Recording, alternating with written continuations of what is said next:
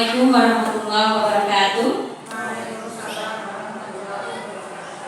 Iya, terima kasih Bapak Ibu atas waktu yang telah diberikan dalam rangka pada pagi hari ini kegiatan diseminasi budaya positif dari saya sendiri Angkat Pusat SPP calon guru penggerak angkatan 9 Kabupaten Banyumas.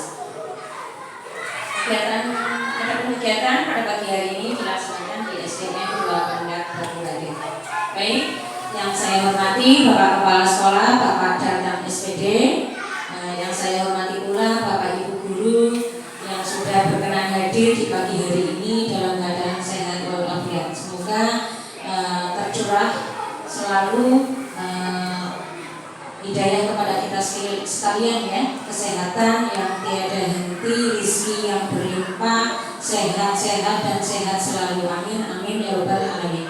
Pertama, marilah kita panjatkan puji syukur kepada Allah Subhanahu wa taala yang mana telah melimpahkan rahmatnya kepada kita sekalian sehingga kita dapat berwajah berwujuh di tempat ini dalam rangka diseminasi budaya positif dengan kaitannya aksi nyata saya calon guru penggerak angkatan 9. Salawat serta salam tetap tercurah kepada junjungan kita Nabi Muhammad Sallallahu Alaihi Wasallam. Dan insya Allah kita harapkan syafaatannya nanti di yaumil qiyamah. Allahumma amin. Amin amin ya rabbal alamin. Baik Bapak Ibu, sebelum saya mulai materi pagi hari ini, izinkan saya menyampaikan pantun sedikit nih Bapak Ibu. Pagar panjang rumah Pak Lurah, agak tinggi bentuknya sebelah. Belajar itu pantang menyerah, tidak berhenti sebelum bisa. Kecil-kecil seikan teri, sangat banyak di dalam kali. Niatkan belajar sepenuh hati, semoga Allah senantiasa memberkahi. Allahumma amin. Baik Bapak Ibu, masih semangat nih Bapak Ibu? Semangat ya, terima kasih Bapak Ibu. Baik, pagi hari ini langsung saja di aksi nyata modul 1 titik 4 kaitannya dengan budaya positif. Iya, budaya positif meliputi ada kegiatan tentang kesepakatan kelas atau keyakinan kelas, tentunya itu sehingga terlahir sebuah kebiasaan yang membentuk disiplin positif. Kemudian atau budaya positif. Agenda pada pagi hari ini pembukaan tadi sudah dibuka, kemudian pemahaman inti, kemudian ada eksplorasi konsep, refleksi dan penutup. Baiklah Bapak Ibu, ini sedikit pertanyaan pemantik bagi kita semua. Guru, setujukah atau tidak hukuman dapat mendisiplinkan anak? Nah, bagaimana Bapak Ibu? Tentunya tidak nih. Kemudian apakah pemberian hukuman dengan hal positif seperti membaca atau membersihkan halaman sekolah dapat meningkatkan disiplin anak? Bayangan kita adalah tidak nih, karena ini sifatnya adalah hukuman. Kemudian memberi penghargaan dapat meningkatkan motivasi belajar anak. Kira-kira bagaimana nih Bapak Ibu penghargaan? Bisa meningkatkan motivasi nih? Baik, itu akan terjawab setelah nanti kita materi jabarkan. Ini materinya ada 6, disiplin positif dan nilai-nilai kebajikan universal, kemudian teori motivasi, hukuman dan penghargaan restitusi, kemudian keyakinan kelas, kebutuhan dasar manusia dan dunia berkualitas, kemudian restitusi, 5 posisi kontrol, yang ke-6 restitusi, segitiga restitusi. Nah, yang pertama ada eksplorasi konsep pembelajaran pertama, disiplin positif dan nilai-nilai kebajikan. Baik.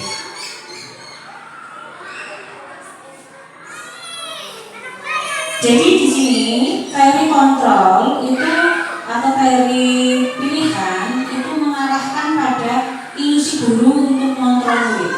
Yang kedua, ilusi bahwa kritik dan membuat orang merasa bersalah dapat menguatkan karakter. Kemudian ilusi bahwa semua penguatan positif efektif dan bermanfaat. Kemudian ada ilusi bahwa orang dewasa memilih hak untuk memaksa. Baik.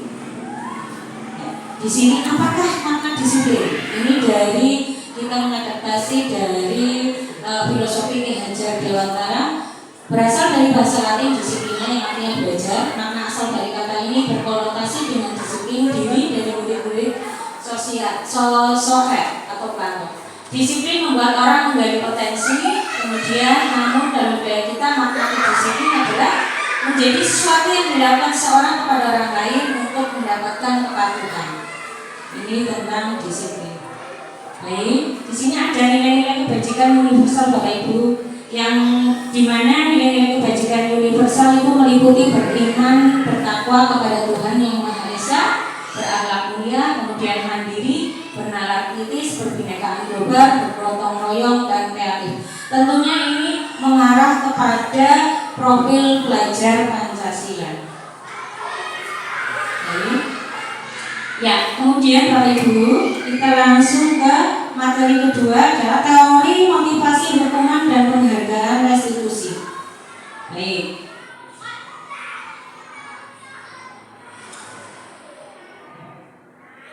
Ya. Merdeka. Ini kaitannya dengan restitusi. Merdeka. Menurut Ki Hajar Dewantara, makna merdeka itu artinya tidak hanya terlepas dari perintah, akan tetapi juga cakap buat memerintah diri sendiri. Itu menurut pendapat Ki Hajar Dewantara tentang pemikiran atau konsepsi keteladanan sikap merdeka. Baik, Bapak Ibu. Nah, dihukum oleh penghargaan. Nah, ini tadi pertanyaannya adalah apakah penghargaan itu memotivasi peserta didik? Jawabannya di sini Bapak Ibu. Bahwa penghargaan berlaku sama dengan hukuman. Karena tentunya penghargaan itu berasal dari motivasi eksternal, hanya ingin mengharap penghargaan, tidak berasal dari internal, ya. Jadi membujuk seorang melakukan sesuatu untuk memenuhi suatu tujuan tertentu dari orang yang meminta atau membujuk, kemudian dorongannya eksternal dan akan ada faktor ketergantungan. Nah, ini Bapak Ibu. Jadi ada faktor ketergantungan untuk penghargaan itu sendiri. Jadi ketika kita memberikan penghargaan kepada siswa, siswa akan merasa, oh nanti ketika saya ini akan diberikan ini oleh Bu Guru. Nah, jadi ada faktor ketergantungan. Jadi kesimpulannya adalah bahwa memberikan pengaruh jangka pendek dan jangka panjang. Kemudian penghargaan itu malah cenderung menghukum. Kemudian penghargaan mengurangi ketepatan, kemudian penghargaan tidak efektif, dan penghargaan cenderung merusak hubungan. Nah, ini. Jadi seolah-olah peserta didik itu nantinya adalah penghargaan itu menurunkan kualitas peserta didik. Penghargaan mematikan kreativitas, tentunya penghargaan mengurangi motivasi intrinsik. Baik. Ya. Bentuk program kebajikan atau apresiasi. Dalam memberikan apresiasi atau pengakuan perlu diingat beberapa hal. Beri pengakuan secara khusus, kemudian beri pengakuan secara pribadi, beri pengakuan kepada semua murid, beri pengakuan secara konsisten dan fokus pada proses. Jadi intinya apresiasi atau penghargaan ini itu sudah merupakan pengakuan secara individu oleh guru itu sendiri. Artinya tidak perlu dengan memberikan benda atau apapun, cukup bagus atau berikan jempol, nah itu saja, itu sudah memberikan penghargaan yang sifatnya motivasi yang berasal dari motivasi intrinsik. Baik Bapak Ibu. Kemudian, nah di sini Bapak Ibu, tindakan-tindakan guru yang dimana apakah merupakan hukuman atau konsekuensi. Mencatat 10 kali dalam buku kalimat. Mohon Bapak Ibu bisa nah ini. Jadi mohon Bapak Ibu mengisi sesuai dengan kata hati Bapak Ibu guru semua.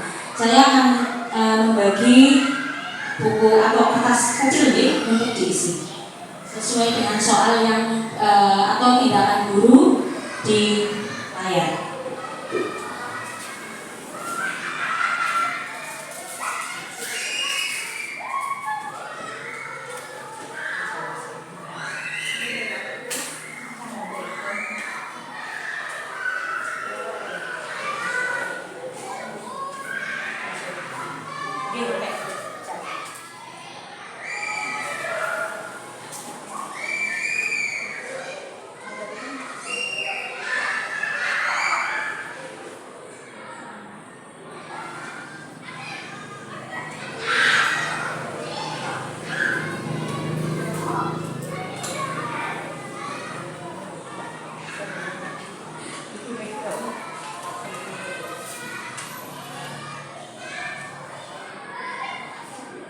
Untuk Bapak Ibu, yang pertama ada mencatat 100 kali di dalam buku kalimat. Saya tidak akan terlambat lagi karena terlambat ke sekolah.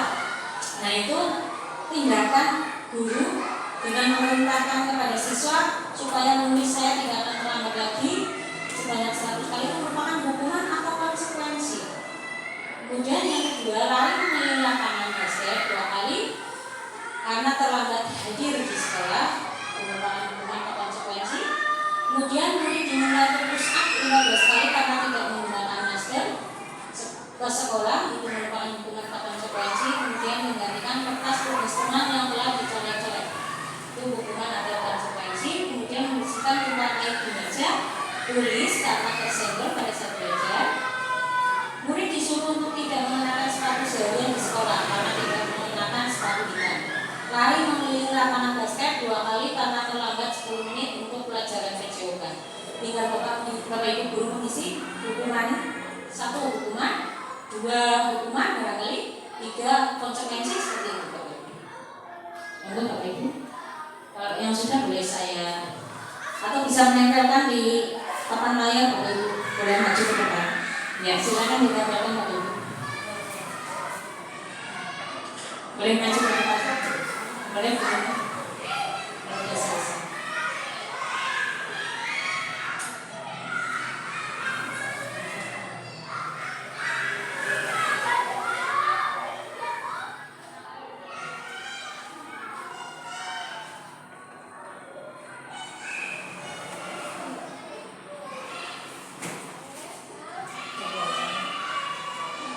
Boleh, kalau yang tidak terlihat boleh saya bacakan Bu.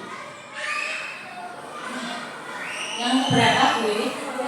3.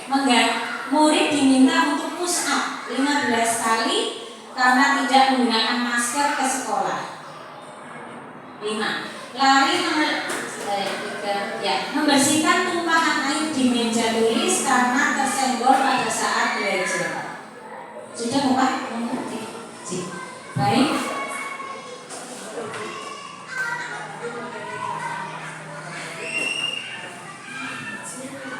Ya boleh Bu guru cantik ngaji mundur. Ibu, terima kasih Ibu.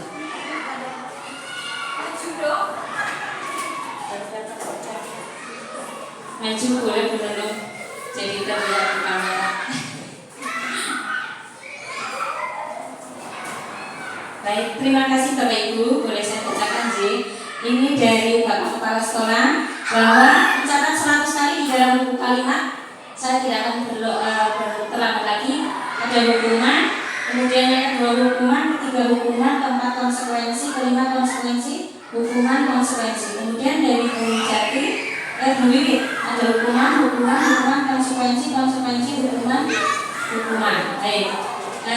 Ya betul. Ini dari Bu Jati, konsekuensi, hukuman, konsekuensi, hukuman, konsekuensi. Baik, yang dari Biani ada konsekuensi, hukuman, konsekuensi, hukuman. Kemudian dari Wiwit ada hukuman, konsekuensi. Baik. Iya. Baik Bapak Ibu, kita lihat.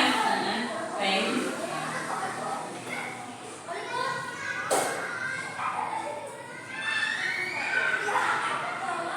Ya. Jadi yang pertama adalah hukuman Bapak Ibu. Kedua hukuman, ketiga hukuman, konsekuensi, hukuman, konsekuensi. Betul sekali. Jadi di sini Bapak Kepala Sekolah kita menjawab tepat sekali. Kemudian, ya betul sekali. Iya. Nah, yang lebih tepat lagi Bapak Kepala Sekolah. Terus kemudian ada Bu Wiwit salah, bukan salah kurang 41 loh Kemudian Bu Jati kurang 4 1 2 3 Ibu. Kemudian ada Bu Yani kurang tepat 1 2 Ibu, ada 2 kurang tepat. Kemudian ada Bu Wiwit kurang tepat. Iya, Bu Wiwit kok belum selesai dulu ya Bu. Iya, 6 dan 7 tetapi 1 dan 5-nya sudah betul Ibu, bukan betul, lebih tepat nih. Di 1-5 lebih tepat. Baik.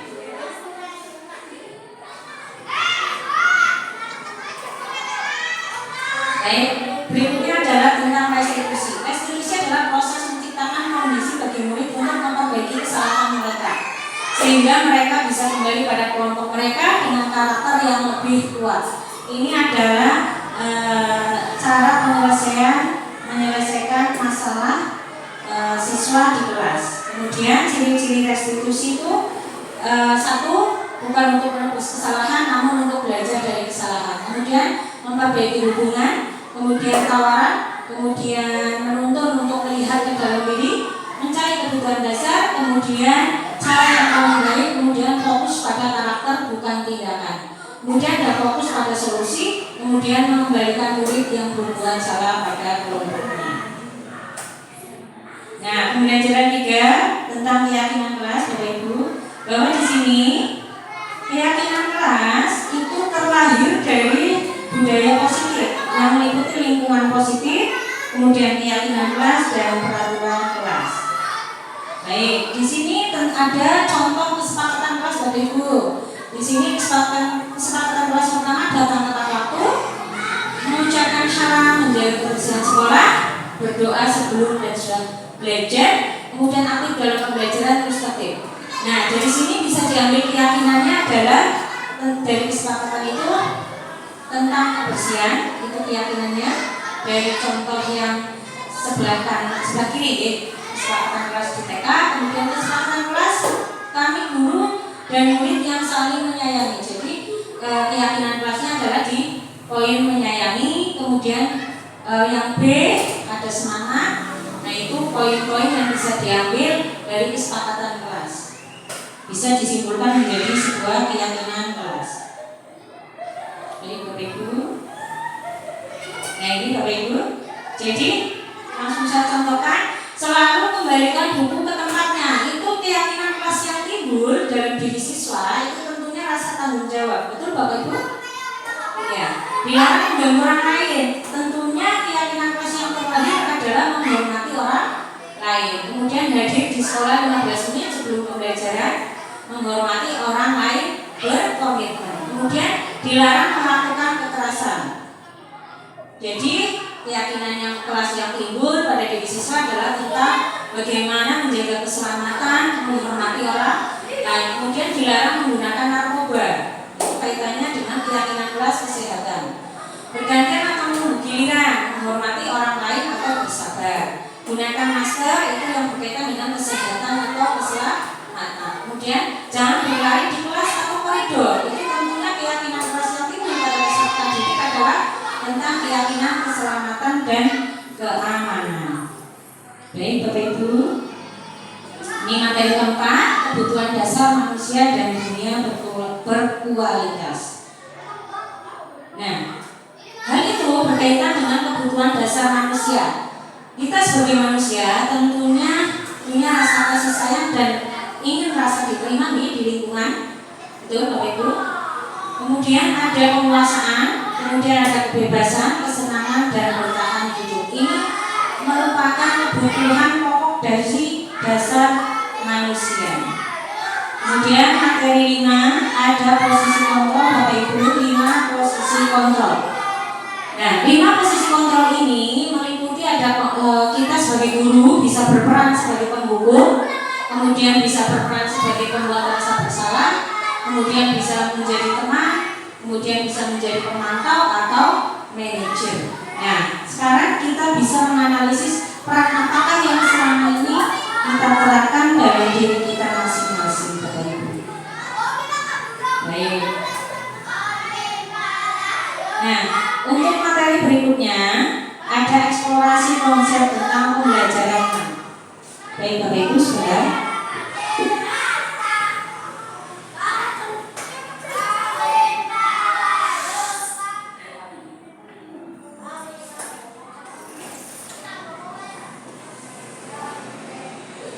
Baik Bapak Ibu, pembelajaran 6 tentang segitiga restitusi. Segitiga restitusi ini kaitannya dalam menyelesaikan masalah murid. Itu ada menstabilkan integritas, kemudian menanyakan keyakinan dan validasi kebutuhan. Tujuannya apa Bapak Ibu? Pertama, menstabilkan integritas untuk membuat anak yang merasa gagal karena berbuat salah menjadi positif terhadap dirinya. Tentunya hari ini guru berkata perbuatan salah itu manusiawi, karena namanya manusia tentunya melakukan kesalahan. Nah itu yang bisa dilakukan oleh guru. Kemudian validasi kebutuhan. Tujuannya adalah membantu murid mengenali basic atau kebutuhan dasar yang ingin dipenuhinya ketika melakukan kesalahan itu. Kemudian yang berikutnya adalah menanyakan keyakinan. Akan melihat kesalahannya, guru akan menanyakan kesalahannya kepada siswa ketika melakukan kesalahan. Apakah anak itu sudah yakin dengan perbuatannya atau belum? Jadi guru akan menanyakan atau melihat kesalahannya dihubungkan dengan norma sosial dan nilai-nilai yang mendasari manusia berinteraksi dengan orang lain. Nah ini disiplin positif Bapak Ibu. Jadi berasal dari teori kontrol atau pilihan berdasarkan pendapat dari Dr. William Glasser. Bapak Ibu, sebelum refleksi saya ingin meminta untuk menguatkan materi pemahaman pagi hari ini Bapak Ibu. Mohon disimak.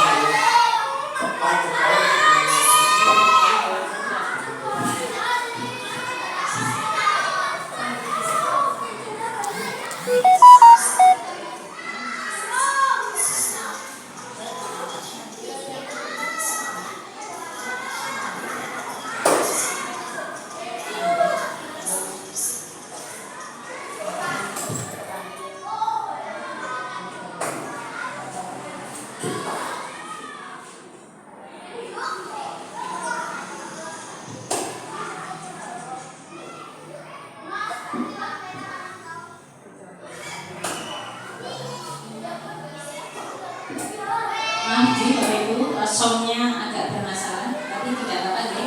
Yang penting di sini ada teks dialogisnya. Bisa diamati di sini membedakan mana menstabilkan, mana validasi, kemudian mana memberikan keyakinan.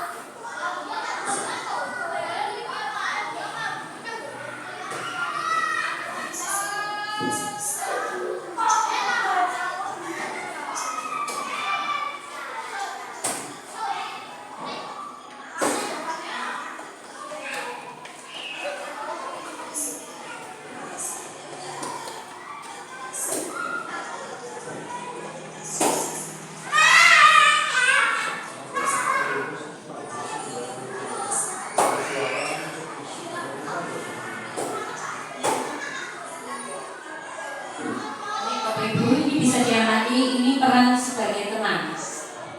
Nah, jadi siswa cenderung terlihat santai dan seolah-olah baik-baik saja karena dengan teman.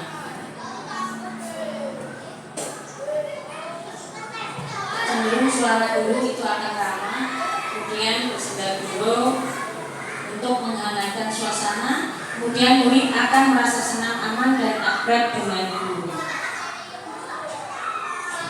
Nah ini sebagai manajer, tentunya kita akan memilah atau memilih peran apa yang lebih tepat untuk menerapkan di kelas pada siswa.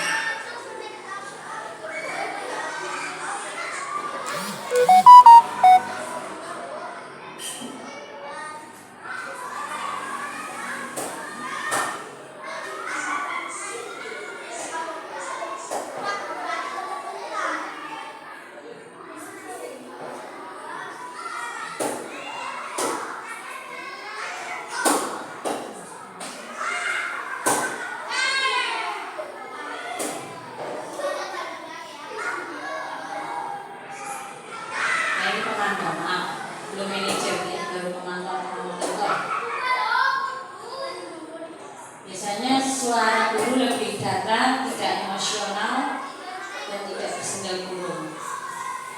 Dampaknya biasanya murid akan menghitung atau konsekuensi hadiah, dan ini manajer komite.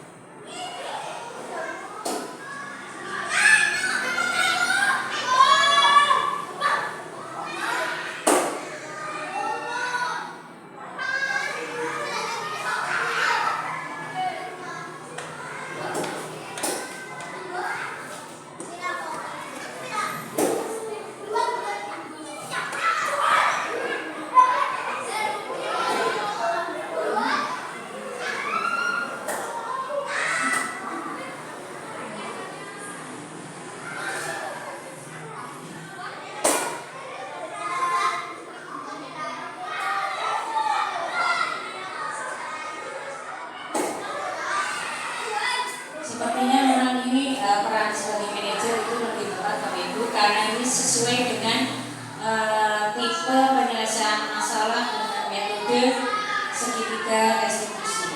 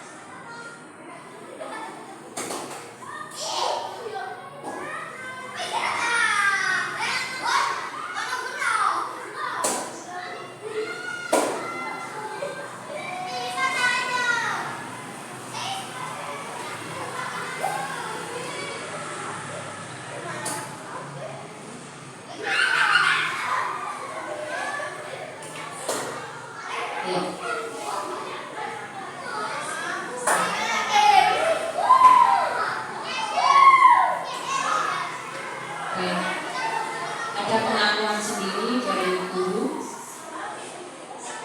Jadi posisi manajer, suara lebih netral, tidak emosional, ramah dan tidak berada tinggi. Kemudian identitasnya cenderung berhasil.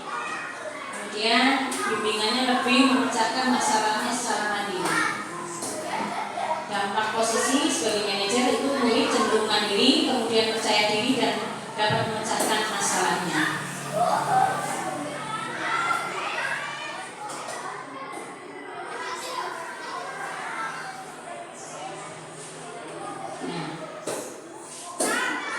Baik Bapak Ibu, jadi kita bisa refleksi diri kira-kira peran mana yang sudah kita laksanakan di kelas kita masing-masing. Apakah sebagai pendukung, pemantau, atau teman, atau manajer. Cenderung di sini posisi manajer itu menerapkan disiplin positif Bapak Ibu. Jadi di situ keyakinan kelasnya itu lebih kuat Bapak Ibu. Tentunya seorang guru menciptakan murid-murid yang mandiri, merdeka, dan bertanggung jawab. Baik Bapak Ibu, itu untuk penguatan pemahaman pagi hari ini. Baik, selanjutnya ada refleksi Bapak Ibu. Silakan Bapak Ibu, salah satu boleh maju memberikan refleksi. Bu Wiwit boleh Bu Wiwit? Sedikit menyampaikan refleksi boleh Bu Wiwit di sana. Jadi sesi dalam perasaan apa yang muncul selama mengikuti sesi ini, kemudian peran apa yang sudah saya laksanakan selama mengikuti sesi ini, apakah ya sesuai dengan Bu Wiwit saja. Assalamualaikum warahmatullahi wabarakatuh. Perkenalkan saya Bu Wiwit. Ini mencoba menjawab soal refleksi yang pertama, perasaan apa yang muncul selama mengikuti sesi ini, khususnya mengenai makna disiplin dan motivasi intrinsik. Saya merasa senang, yang selanjutnya saya merasa jadi tambah ilmu saya karena tadinya berupa hukuman, terus mendisiplinkan siswa, kemudian hadiah, ternyata itu ada efeknya masing-masing kepada anak. Yang kedua, peran yang seperti apakah yang telah Anda lakukan selama mengikuti sesi ini? Saya berperan sebagai pembelajar di sini. Yang ketiga, saya akan menjadi guru seperti apakah setelah mengikuti sesi ini lebih mencoba untuk yang tadi ya, yang manajer. Jadi setiap kesalahan siswa itu kita harus tahu dulu apa penyebabnya, terus bagaimana cara mengatasinya itu dengan baik. Terima kasih. Wassalamualaikum warahmatullahi wabarakatuh. Terima kasih. Saya sampaikan kepada Bu Wiwit. Mohon tepuk tangannya Bapak Ibu biar lebih semangat. Iya, terima kasih. Barangkali ada sambutan sedikit dari kepala sekolah. Monggo Bapak. Bismillahirrahmanirrahim. Assalamualaikum warahmatullahi wabarakatuh.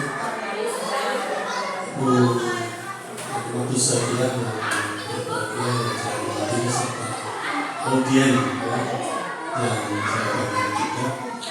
Ini tadi saya garis bawahi baca mana hukuman, mana konsekuensinya gitu. Kalau hukuman biasanya berupa fisik. Tapi kenapa kalau itu hukumannya fisik, seandainya di olahraga hukumannya fisik, misalnya push up, tapi jangan berlebihan karena lagi pelajaran fisik, itu menurut saya nggak masalah. Selama pelajaran itu misalnya melatih kekuatan otot kaki misalnya, kalau terlambat apa-apa, nah itu hukuman fisik, kekuatan kaki nggak masalah. Tapi kadang-kadang orang tua sok apa ya, kurang terima. Ada peristiwa begini, guru Masoro, guru kelas 2, murid Dorothea Mata. Nah itu yang lain pada bilang dua anak ini yang baca ini dilatih maca. Nah anak-anak teman-temannya itu lapor untuk orang tuanya itu si A lagi di res atau dihukum belum pulang. Orang tuanya ke sekolahan bahwa pokoknya marah-marah, yang saya berhasil ini. Nah setelah diklarifikasi padahal anak itu lagi dilatih, lagi diberi tambahan pelajaran. Ini yang bikin kita itu kadang-kadang berkomunikasi dengan orang tua. Kalau konsekuensi itu biasanya mengganti apa yang dilakukan. Misalnya kalau tadi karena mutahna Banyu dia itu konsekuensinya supaya membersihkan. Itu bukan hukuman, tapi konsekuensinya itu. Itu ya, jadi perbedaannya itu. Terima kasih. Nanti kita bedakan antara hukuman dengan konsekuensi. Konsekuensi pokoknya tanggung jawab kita lah. Misalnya buang sampah sembarangan. Nah, supaya adil dan membersihkan salah satu apa supaya ambil yang lain yang masih berserakan. Itu bukan hukuman, tapi konsekuensi. Sebab dia tidak disiplin. Demikian dari saya, kita ke depan dengan adanya ini dari Guru Penggerak Bisatria, semoga menjadi dorongan pada kita untuk terus bergerak. Terima kasih. Assalamualaikum warahmatullahi wabarakatuh.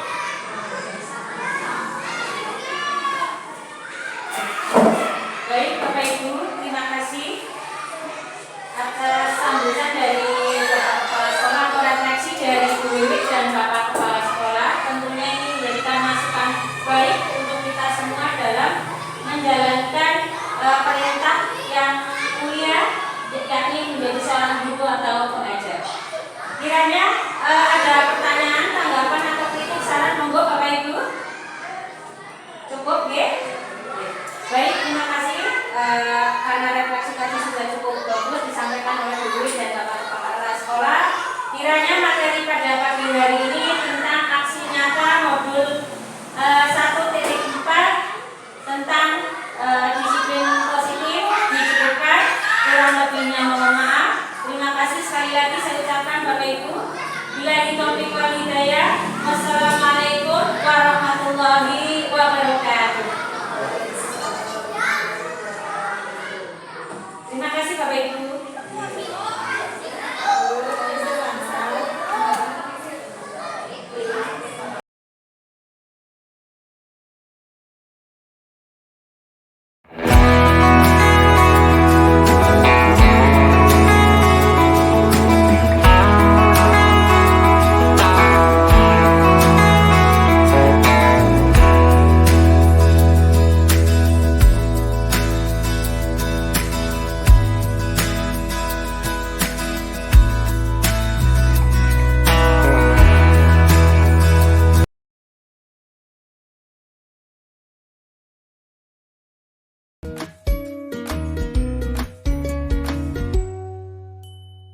Salam bahagia Ibu dan Bapak guru hebat. Dalam penerapan disiplin positif restitusi, salah satu program yang dikembangkan adalah 5 posisi kontrol.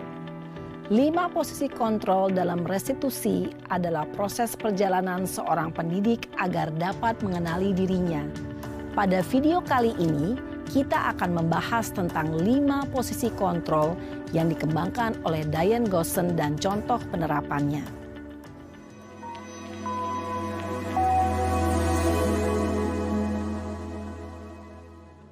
5 posisi kontrol itu adalah 1. Posisi penghukum.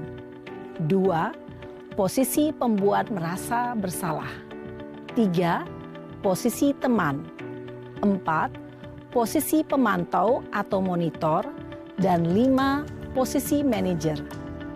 Untuk lebih memahami kelima posisi tersebut, mari kita saksikan kasus Naren yang terlambat hadir 20 menit di sekolah dan melihat bagaimana kelima posisi kontrol dalam menghadapi masalah tersebut.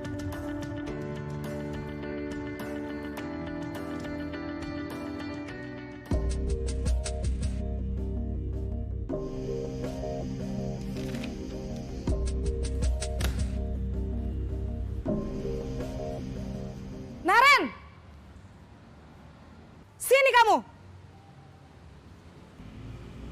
Selamat pagi, Bu. Selalu terlambat.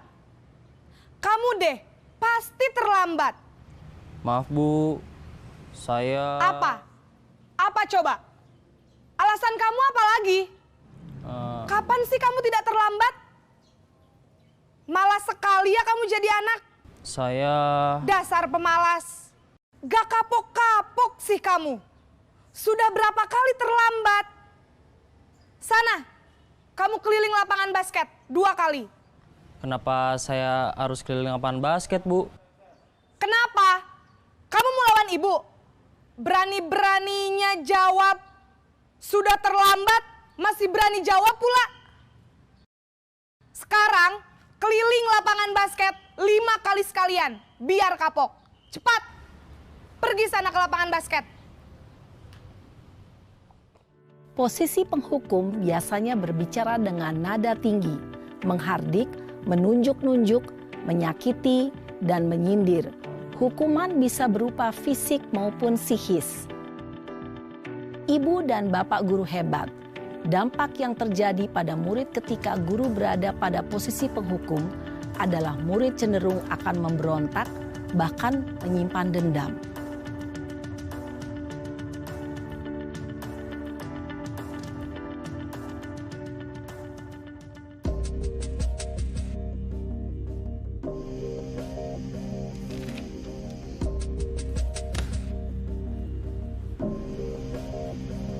Naren!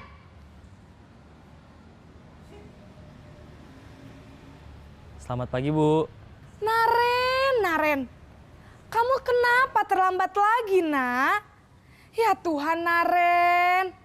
Kamu senang ya bikin ibu susah ya? Kalau kamu terlambat lagi, nanti ibu yang ditegur bapak kepala sekolah, Nak. Disangka ibu tidak bisa membina kamu. Duh, gimana ini? Maaf, Bu. Duh, Gusti Naren. Kamu suka ya kalau ibu ditegur bapak kepala sekolah? Terus, sekarang ibu harus tulis apa ini di buku absen? Ini kamu sudah sering terlambat loh. Ibu harus apa coba? Maaf, Bu. Maaf sekali. Ya sudah, lain kali jangan bikin ibu susah lagi ya, Nak ya. Ibu tidak akan kuat lagi kalau kamu begini terus. Bisa jantungan kalau ibu ditegur bapak kepala sekolah. Sana cepat ke kelas. Maaf ya, Bu. Maaf sekali. Posisi pembuat rasa bersalah berbicara dengan nada tenang, cenderung lembut. Namun kata-kata yang diutarakan membuat murid merasa menjadi orang yang gagal. Memandang buruk dirinya sendiri, merasa tidak berharga, dan tidak sanggup membahagiakan orang lain. Ketika guru mengambil posisi pembuat rasa bersalah, murid akan menganggap dirinya yang bersalah dan ia akan menyimpan emosi negatif tersebut di dalam dirinya.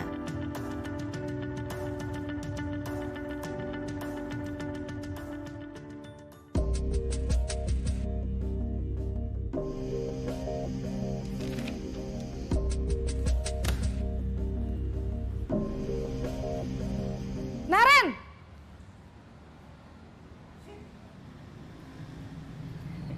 Selamat pagi, Bu. Wah, sudah jam berapa ini, Nak? Terlambat lagi ya, sayang. Iya, Bu. Habis ibu saya lupa bangunkan saya, Bu. Kamu malah menyalahkan ibu kamu. Kamu bukannya anak yang larinya paling kenceng. Kok terlambat sih? Iya, Bu. Saya memang terlambat bangun tadi. Jadi, biarpun saya lari kencang, tetap gak kekejar, Bu. Ya sudah sana, nanti lain kali larinya lebih kenceng lagi ya. Biar gak terlambat lagi. Bikin seneng ibu, demi ibu. Bisa kan? Bisa lah, Bu. Ya sudah sana masuk kelas. Ibu beresin urusan absen kamu. Kamu ini ada-ada saja. Dalam posisi teman, guru berbicara dengan nada suara ramah, akrab, cenderung bersenda gurau untuk menjaga suasana tetap santai. Murid akan merasa senang, aman, dan akrab dengan guru. Identitas yang tercipta adalah identitas sukses atau berhasil. Namun, perlu diingat, karena ini masih dorongan eksternal, maka ada faktor ketergantungan dari murid kepada orang tertentu. Di sini guru absennya, sehingga di lain waktu murid bisa berperilaku baik, namun hanya kepada orang-orang tertentu saja.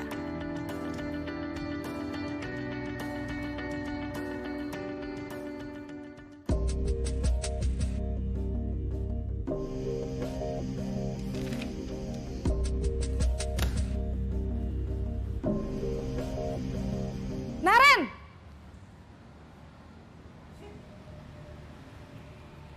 Selamat pagi, Bu.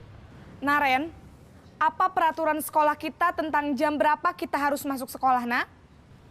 Kita harus di sekolah jam 7, Bu. Iya, betul. Sekarang sudah jam 7.20. Naren sudah tahu konsekuensinya jika terlambat hadir. Paham, Bu. Saya harus tinggal kelas pas jam istirahat selama 20 menit. Iya, benar. Konsekuensinya demikian.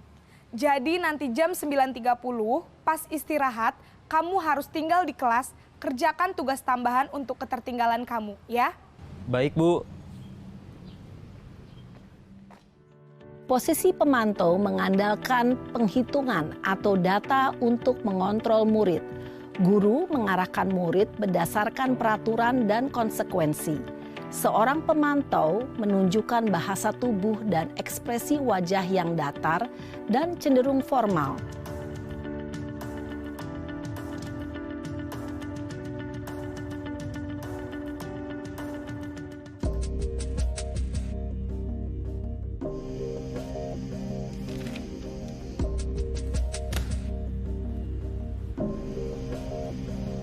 Naren!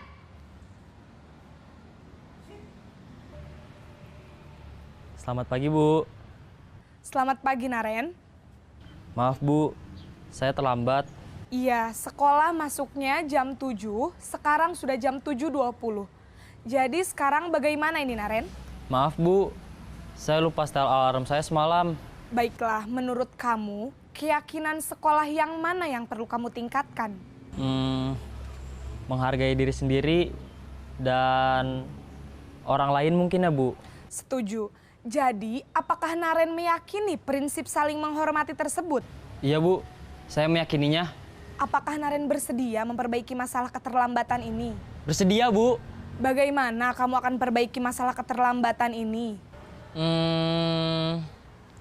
Saya akan coba untuk tidak lupa menyetel alarm saya, Bu. Baik, kalau Naren lupa menyetel alarm di rumah, ada orang yang kira-kira bisa bantu mengingatkan tidak? Ada, Bu. Kakak saya, Kak Ema. Ada lagi selain Kak Ema? Selain Kak Ema, ada ibu saya. Baik, jadi yang mengingatkan Naren adalah Kak Ema dan ibu kamu ya? Kira-kira akan mulai setel alarm kapan nih, Naren?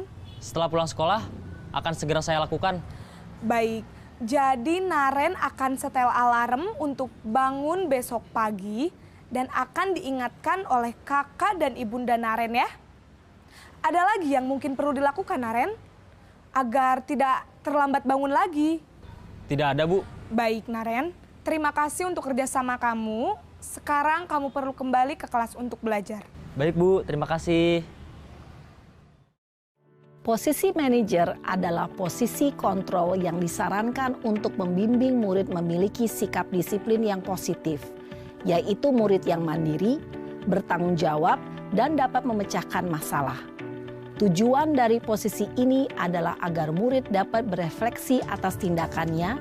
Guru akan dengan tulus memberikan pertanyaan-pertanyaan bermakna, sehingga membuat murid dapat belajar dari kesalahannya dan mencari sebuah solusi untuk menyelesaikannya. Ibu dan Bapak guru hebat, setelah mengamati adegan kelima posisi kontrol tadi, kira-kira posisi mana yang paling ideal? Posisi mana yang dapat menunjang motivasi intrinsik murid?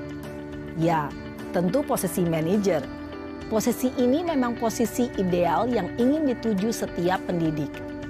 Pada posisi inilah, guru dapat menerapkan disiplin positif yang berpihak pada murid, yang memerdekakan murid. Perjalanan seorang pendidik tentunya tidak mudah untuk sampai pada posisi seorang manajer. Namun, tujuan kita pasti, yaitu menciptakan murid-murid yang mandiri, merdeka, dan bertanggung jawab. Semoga penggambaran 5 posisi kontrol yang telah diperlihatkan ini dapat menjadi ajang refleksi bagi kita semua, agar dapat terus mengasah dan menerapkan disiplin positif yang memerdekakan murid. Mari terus berlatih dan bersemangat. Selamat menerapkan. Salam dan bahagia, Ibu dan Bapak guru hebat.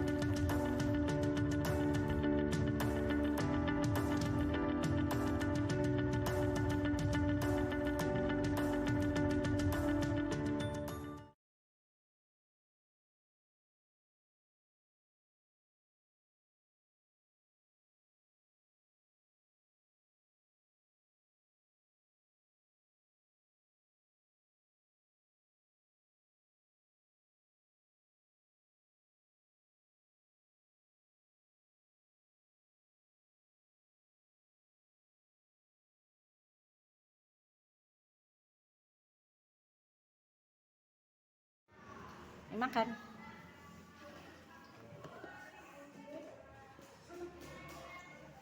Gila, sedang ngapain? Jangan makan di kelas. Kamu tahu mengapa dipanggil Bu Zaki? Mungkin karena saya makan saat pelajaran tadi. Iya benar Kaila, semua orang pernah melakukan kesalahan yang seperti Kaila lakukan tadi, termasuk Bu Zaki. Namun setiap tindakan pasti ada alasannya. Kira-kira mengapa kamu makan di kelas saat pelajaran? Saya tidak sarapan pagi, Bu. Saya adik-adik bangun kesiangan dan tidak sempat sarapan. Baik, kamu masih ingat keyakinan kelas kita? Masih, Bu. Kalau masih ingat, kira-kira yang kamu lakukan sudah sesuai dengan keyakinan kelas belum? Belum, Bu. Nah, keyakinan kelas yang mana tuh? Selalu bertanggung jawab, Bu. Baik, lalu apakah kamu punya solusi untuk masalah ini, Kaila? Iya, Bu. Pertama, saya minta maaf karena makan di kelas saat pelajaran. Kedua, saya tidak akan tidur kemalaman agar bangun pagi lebih awal. Ketiga, saya akan selalu sarapan pagi. Baik, Bu Zaki hargai tanggung jawabnya Kaila. Sekarang boleh kembali istirahat ya Kaila ya. Terima kasih, Bu Zaki. Sama-sama.